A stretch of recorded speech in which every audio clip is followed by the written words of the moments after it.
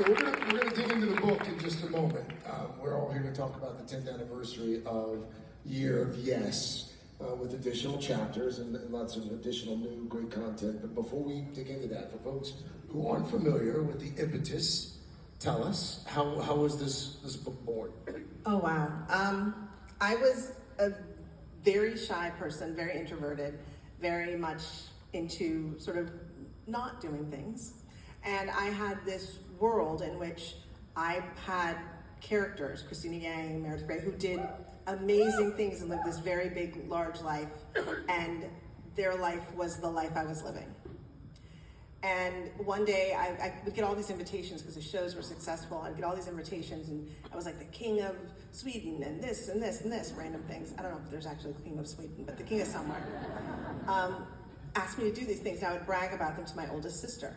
And she was making Thanksgiving dinner and she paused and she looked at me and she said, "Are you gonna do any of these things?" And my response was, "No, like absolutely not. Like, what are you talking about? That's crazy." And she looked at me really sad. She said, "You know, you never say yes to anything." And I realized that she was right. So I undertook this project where I decided I was going to say yes to everything that scared me for 1 year. And 1 year turned into a life, basically. You've been saying yes ever since. I've been saying yes ever since, but I've also been knowing when to say no ever since. Yes.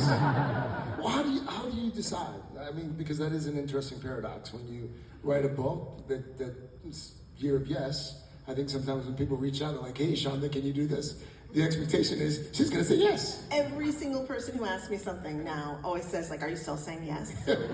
But there is a whole chapter in the book that is about saying yes to saying no, because that's always hard to do as well.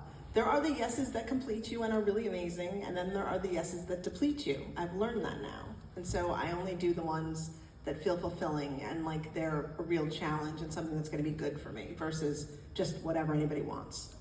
In the book, you also write about